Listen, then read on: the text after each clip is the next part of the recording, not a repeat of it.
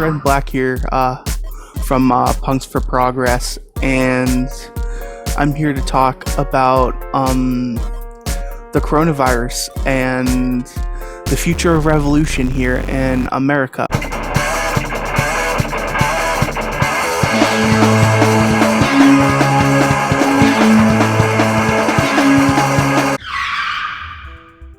Okay, so COVID-19 has been spreading. It's basically a pandemic, and people are urged to stay inside and social distance themselves.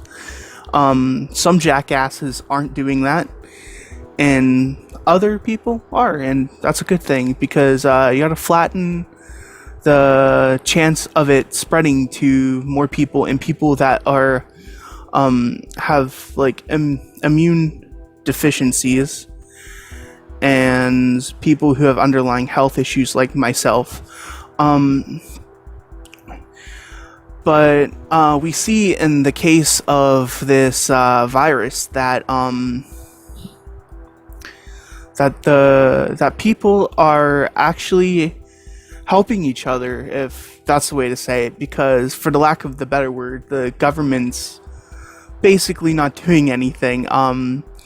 People are trying to get tested and they can't, and places are filling up too much, and it's sad that some people are going to get sick and die, especially older people and younger people, because I've been seeing lots of cases of that too, and especially people that are pregnant. I seen this one video, and this lady was in the hospital for like a week, and she was pregnant, and she was kind of worried about the health of her baby, and that's actually really sad to see. In other cases, well, in the case of all that happening, you see people actually helping each other. Mutual aid. We have a video on that on the channel, but you see people actually helping each other and stuff.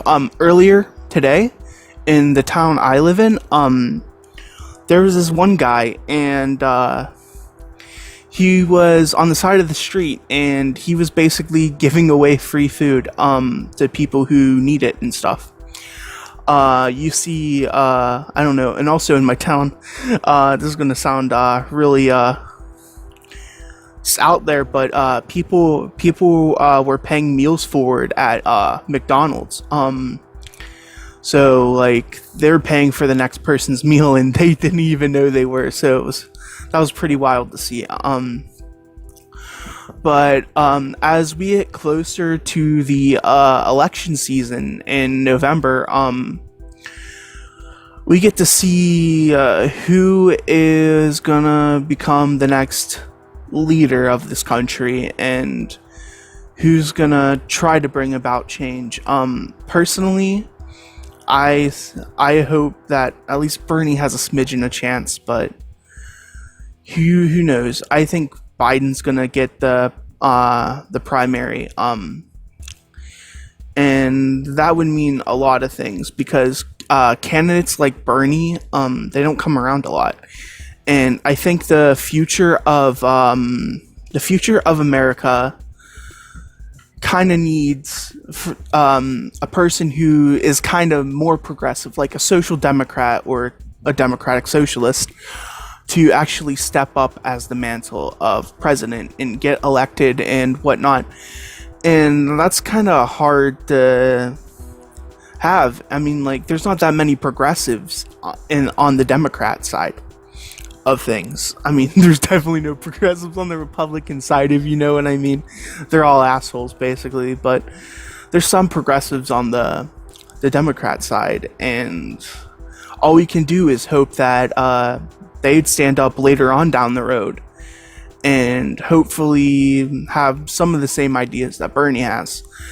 For the future of us as a revolution, two things either have to happen. It happens gradually with change, like as in people start becoming more open-minded about things like socialism and um, communism, anarchism, people start rushing to the left, and I think that's what kind of needs to happen. Um, and I think the pandemic that's going right now is kind of opening eyes for lots of people, because lots of people are losing their jobs, and lots of people are experiencing inequalities, and lots of people are actually seeing that the rich actually have more of a chance than the poor.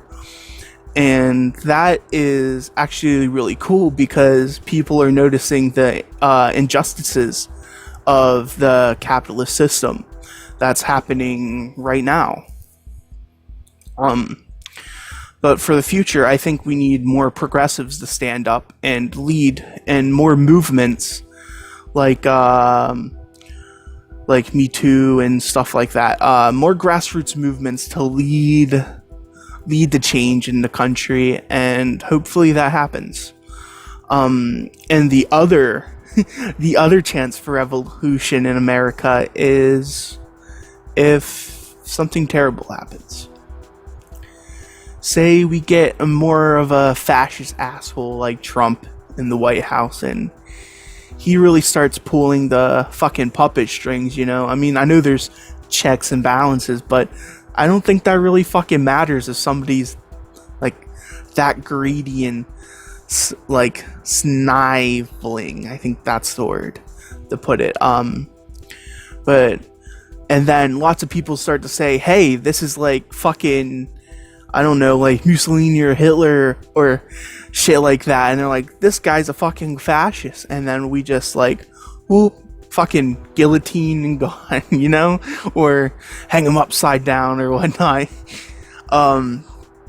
But like, there's the route that is nonviolent, and that's having more progressives lead the change for the world, and things just keep getting more progressive, and over the years, boom, like cultural revolution, and maybe even a system change towards helping people other than hoarding money, you know? And then the other one, the violent way, which is we rise up in anger and violence. I mean, there's only two routes you can go, and the pandemic, I think, is helping people see the light of the situation that our economy's in, and in all honesty, I think that's a good thing. And people are saying, "Oh man, I hope the world goes back to the way it was," and in reality, most leftists like myself are like, "Fuck that! I hope the world doesn't go back to the way it was." That's my talk for today. I hope you kind of enjoyed and understand what I'm getting at. I'm not quite the intelligent talker, if I may say so, but that has been Hunter and Black for Punks for Progress, and I'm signing out. Peace. Should I say peace, or yeah, I should say peace and solidarity. All right, goodbye.